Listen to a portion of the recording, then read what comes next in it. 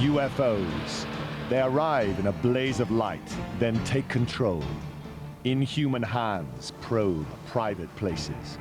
Half nightmare, half science fiction, the first of these bizarre accounts emerged in 1961, when an American couple claimed they had been taken aboard a UFO against their will.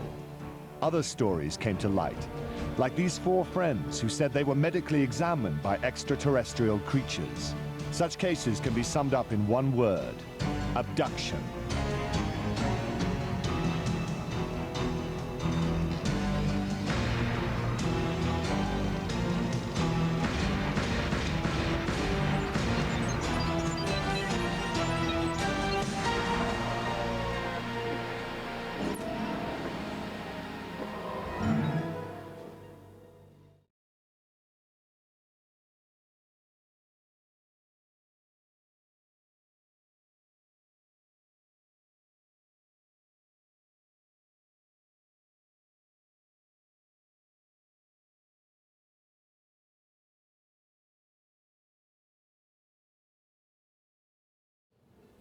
Many abduction cases include a face-to-face encounter with Greys. Among the most credible was the incident reported by four college friends after a terrifying trip in the summer of 1976.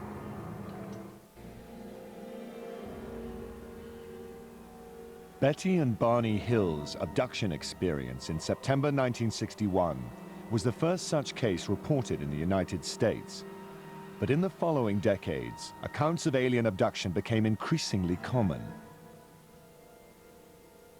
Few stories were as sensational as the experience reported by four friends who went on what started out as an ordinary camping trip. This UFO encounter is known as the Allagash incident. In the summer of 1976, art students Charlie Foltz, Chuck Rack, and twins Jack and Jim Wiener traveled north from Boston into the backwoods of Maine. For nearly a week, the trip was everything they hoped it would be, an idyllic escape from city life. On the fifth day, they camped near Smith Pond, an isolated swamp. It was a perfect spot for night fishing. It was also the place where their lives changed forever. There was no moon that night. It was real dark, and we didn't want to get lost. So we said, well, the thing to do is make a big fire so we can see it, and then we know which way to paddle when we want to get back to camp later. And it was quite large, but we cleared around the fire, so there was no problem. And these flames were leaping a good 3 or 4 feet up into the air. With the fire acting as their beacon, the four men left their campsite behind. They paddled several hundred yards out into the lake for a night of fishing they would never forget, and one they would later illustrate in their artwork. I remember being in the back of the canoe, paddling leisurely. The two twins were in the middle. Charlie was in the front. And I remember they were having a conversation, and I was focusing on the night and the lake and the water. And I began to feel observed. And then all of a sudden, Chuck Rack, who was at the back of the canoe, said, holy mackerel, what the hell is that? And I turned around and looked, and there was this huge, bright light that was coming out of the trees. It seemed like it was rising out of the trees. At first, we thought, well, it's got to be an airplane or something, right? So we watched it for a few seconds and realized that it wasn't an airplane because it wasn't making any sound at all. It was strange, very strange. It was a bright, luminous yellow-white, and changing from that color in a very fluid, liquid kind of a way. And we were very, very fascinated. I was in a state of extreme euphoria. I remember just feeling, wow, this is fantastic. It was just alive. And when it was nearest us, about 100 yards away, it paused.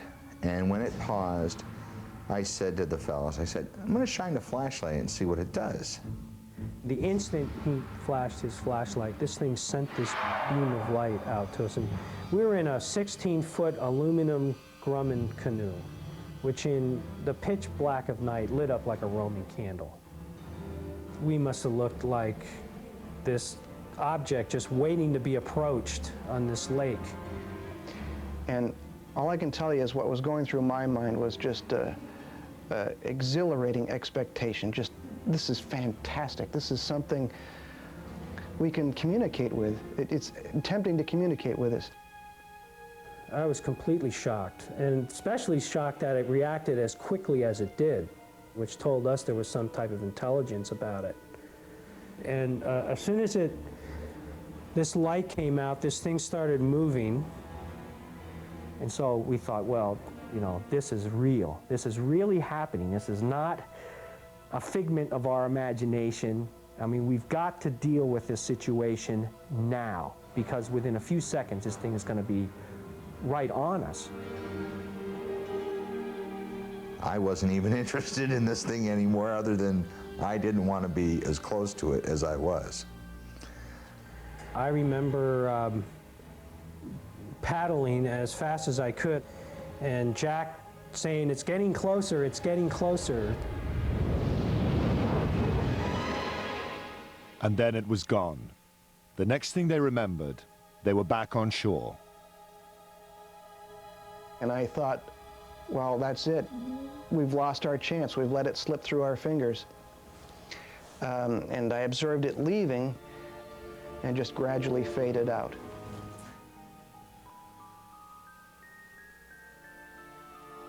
Exhausted, the four men stumbled back to their campsite.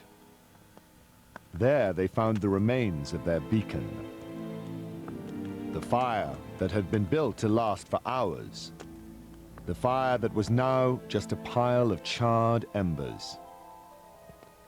At the time, no one gave it much thought, though it would later play a large role in their sighting.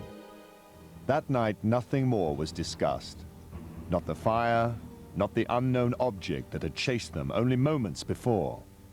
Sleep was the only thing on their minds.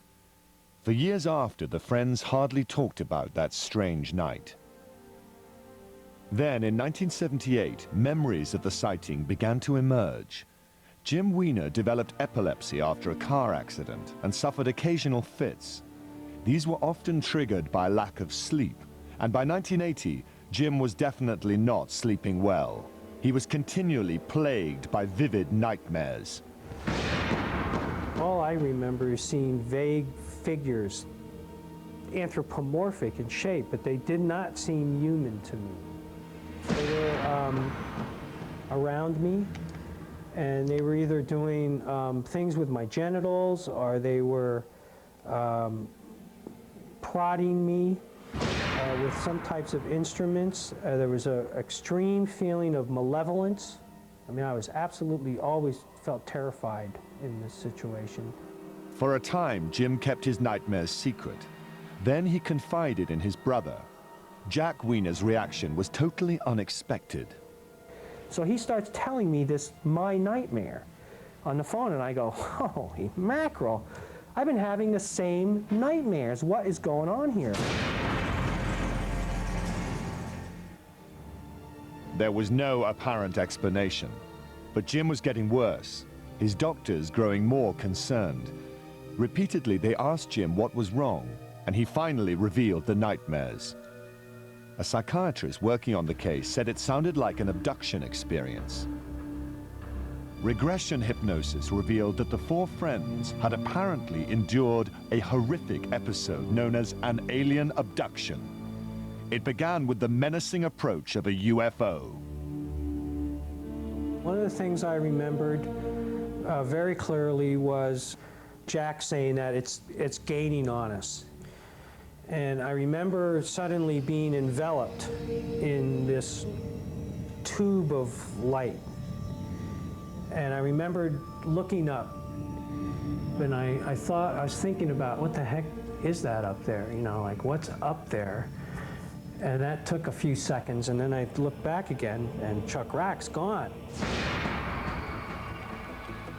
The last thing I remembered was having both hands on the side of the canoe, looking out at the water to see if Chuck was in the water, and then not seeing him and thinking, oh my God, you know, what happened to Chuck? And then looking up, and then the next thing I remembered was this just intense feeling of almost like I was coming apart or something. That's the only way I can describe it. Then the next thing I remembered was being on my back in this hazy environment, which was just like this nightmare that I'd been having. All four friends recalled a similar traumatic experience.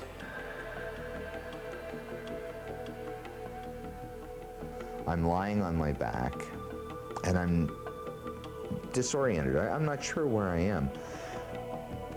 As I'm forcing and struggling to get up, a face appears and looks straight down at me. They reminded me of insects. I remember thinking, my God, these things look like bugs. They had like large eyes, almost like ants have. They could have been goggles for all I know, but and they had some kind of clothing on, like spandex. I became focused on this thing's hand and realizing that it was not a hand like ours at all. And this one had me by the wrist, and he was holding my arm up, and he had something else in his hand. But I didn't like the looks of it. And I remember thinking, oh boy, here we go. This is it. I got 5 seconds to live. They're going to cut me open. They're going to dissect me, whatever. I just want to get out of here. Get me out of here. It took hours of hypnosis before the four men fully detailed the alien examinations. Later, they recalled the peculiar events that brought them back down to Earth. They moved us again into this other space, this room. Then this area in front of me started changing somehow. It was doing something. It was some type of machine or something. It was very strange. And the last thing I remembered thinking was, here we go. I don't know what's going to happen next, but something is happening. Under regressive hypnosis, I remember the aliens trying to put me in the canoe. There was one of them standing in the canoe over me, trying to adjust my position in the back of the canoe, and another one was sort of waist deep in the water right next to me. And then they tried to position Jim Wiener in front of me, but he's heavier, and they were having a hard time with him. And then the other two were beamed right on land, and then Jim got out to join them. As their recollections took shape, the four men realized why their campfire had seemed to burn out so quickly. To those who investigate abduction cases, it's known as missing time. As much as 3 hours had passed during the abduction from the time the men first saw the UFO until they found themselves standing again on the beach. Meanwhile, their fire had burned down to embers. Hypnosis had restored their recollections of the missing time. But now there was no hiding from the memories. No hiding from the trauma of what had apparently happened at Smith Pond.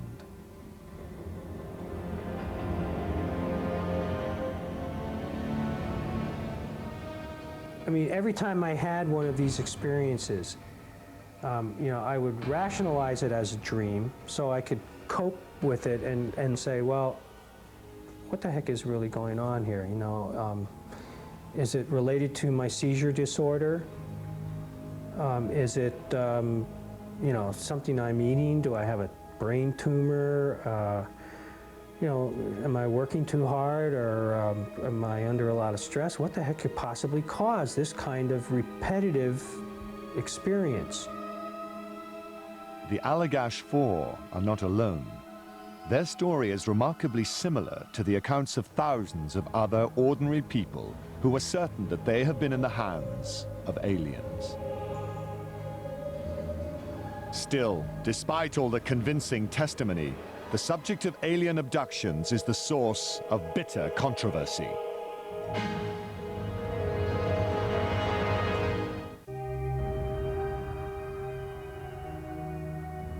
As sensational as the Allagash incident may seem, it is simply one of the many abduction cases that have been reported.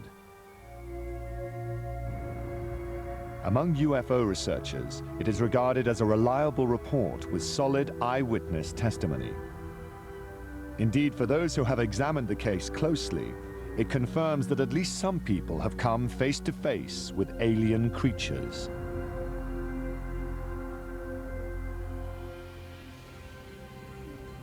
If you had the amount of evidence for the reality of the Allagash abductions for any other subject, any mundane subject, in a court of law, you could hang a person probably.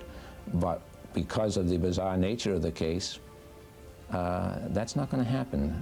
People aren't going to accept that evidence, although the evidence is there. The evidence includes 4 men who were psychologically examined and given polygraph tests before undergoing hypnosis. 4 men who reported remarkably similar accounts of the same event. 4 men who have spent the past years trying to come to grips with the fact that they were part of something they didn't understand. I've heard it all, everything. Oh, they must have been on LSD, and people have said, I don't believe a word you say, you're nuts, you're crazy, you belong in a straitjacket. And I say, well, it's part of my life, I can't deny it. And one of the things that's really weird is that you find yourself getting used to the idea that you've been abducted, and that's weird in itself. I mean, how do you get used to something like that? It has been over 20 years since the alleged encounter. The Allagash incident has been added to the body of reports that argue that the abduction phenomenon is real. But this case is not without its own controversy. While 3 of the men are confident the event took place, the 4th is now not so sure. I'm not denying this happened. I'm just skeptical about the abduction part of the story. To that extent, it wasn't like a visceral reality experience. It wasn't like a true memory. And that's what I had trouble with for years and years and years. Certainly, I shared the experience with the rest of the guys, and they might take that as remembering a real experience, but it's not. The encounter is real. I know that. But regressive hypnosis several years later, I don't know. The fact that Chuck Rack backed off his abduction story, to me it doesn't have too much significance. Maybe he has since thought about this thing and doesn't want to think it actually happened to him, but nonetheless, his recollections of what occurred back then are consistent with what the others have remembered, either consciously or through hypnosis. However, researchers like Kevin Randall, who is convinced that UFOs are real, continue to question the Allagash abduction. They clearly had a UFO sighting. Clearly that event took place. But we've now blurred the boundary between reality and fantasy. We worked for thousands of years so that we understood that dreams were dreams. They were fantasy. They were not necessarily a reflection of reality. And yet in abduction research, if you dream about being abducted, well, that's all accurate information. And we've got to get back and take a solid psychological look at this. Yet not all abductions can be written off as dreams. In fact, neither Betty and Barney Hill nor the Allagash Four were even asleep when their abduction was said to have taken place.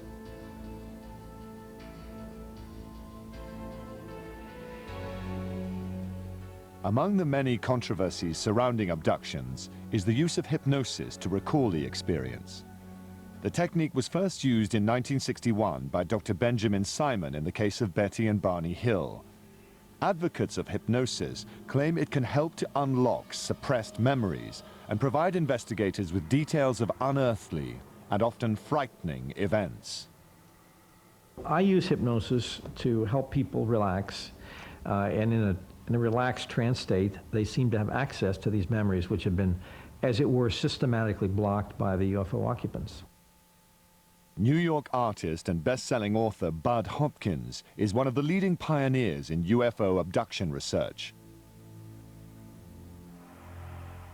Hopkins claims that since 1975, he has unearthed an enormous number of similar incidents. His two books, Intruders and Missing Time, have become classics on this mysterious subject.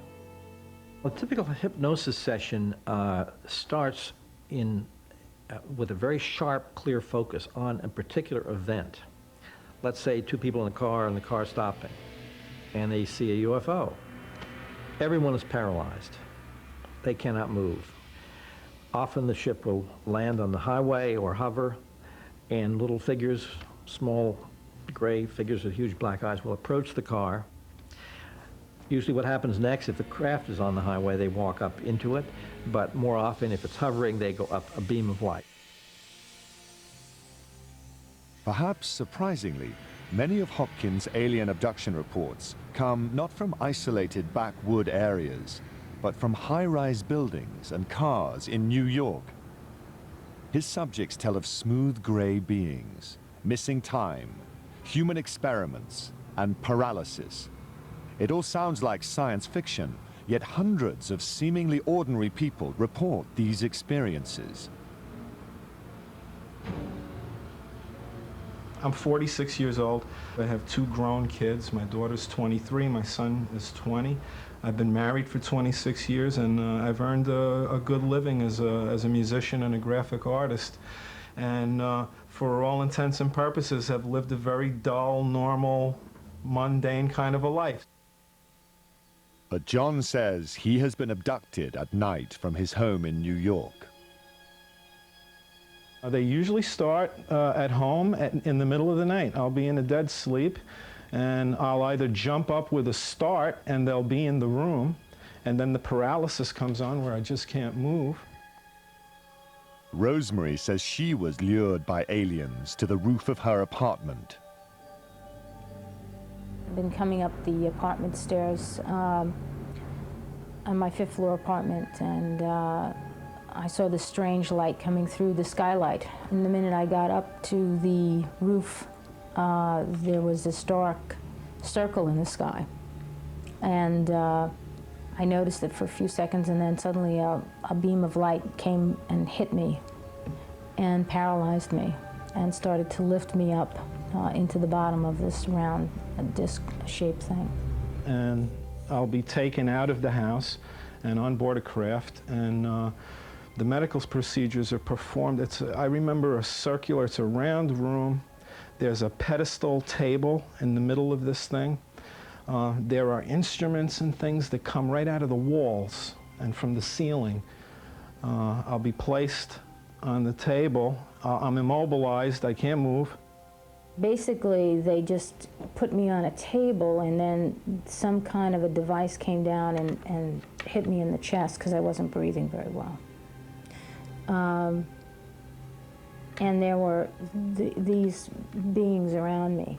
This taller being will come over, and there's usually a few of them around me at that point, and one is acting kind of as an anesthetist, where he's keeping me calmed and reassured, while the other guy is performing all of these really painful, intrusive physical procedures. Ultimately, abduction cases rely on the credibility of the witnesses. If you trace the history of this, before this subject was even known, before it was all over television, before people were aware of it, the patterns were already established.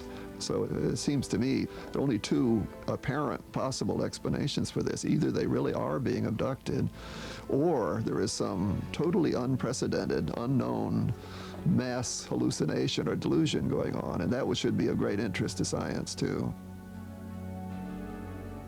Clearly, no one would believe or even take seriously the abduction phenomenon if there was only one person who was telling these tales, regardless of the social pedigree of that person or the prominence of the investigator who investigated that person. We would just say, well, that person's hallucinating, deluded, crazy. So the reason that the abduction phenomenon is a phenomenon is that many people report abductions with conviction, and that they report similar details of the experience. So the question is, where does this consistency of storyline arise from? Even if people were hallucinating, why are the hallucinations the same? While abduction events are similar from case to case, most have unique details often overlooked in media coverage of the incident.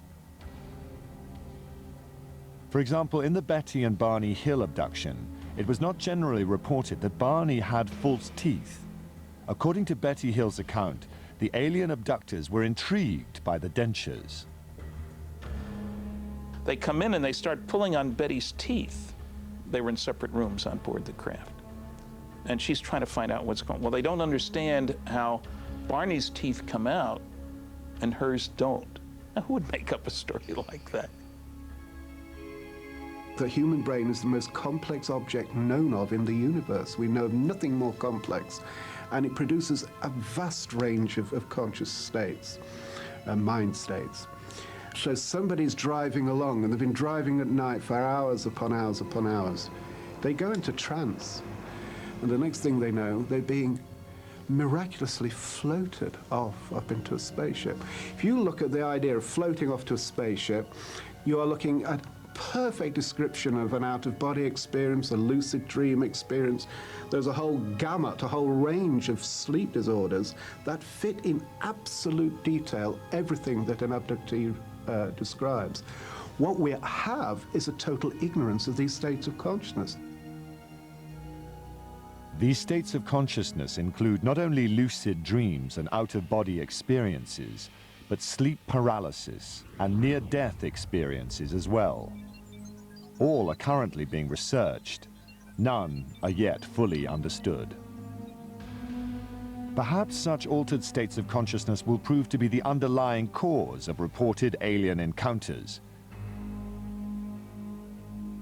However, even if research can't explain away abductions, most people will still find it difficult to accept that these bizarre events truly occur.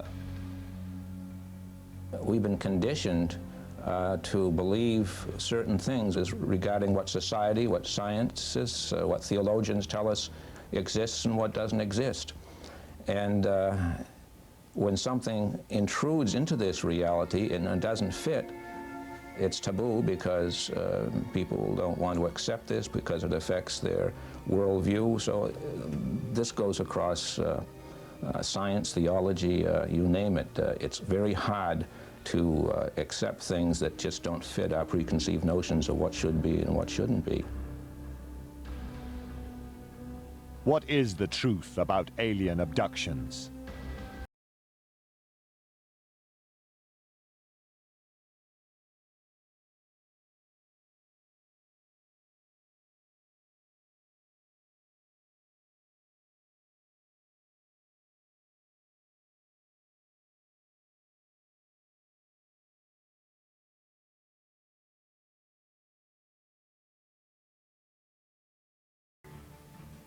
Did Betty and Barney Hill witness such a luminous display? Are abductees like the Allagash Four victims of a similar flash of energy? The duration of the events, they're not just brief bursts of things. They're very elaborate, detailed stories. The Hill case, the Allagash case, and hundreds of other cases. They often involve other people. The notion that you got somehow natural electromagnetic waves affecting two people identically so that their stories match and jibe makes no sense at all. In the end, abduction cases remain the most intriguing of the UFO accounts.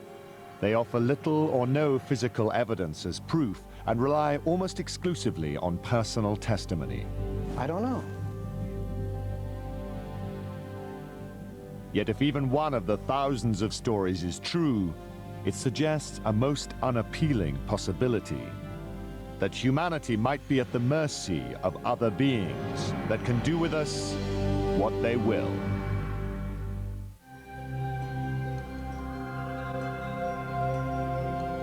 More UFO activity tomorrow at 8 when we'll observe the work of SETI, the search for extraterrestrial intelligence.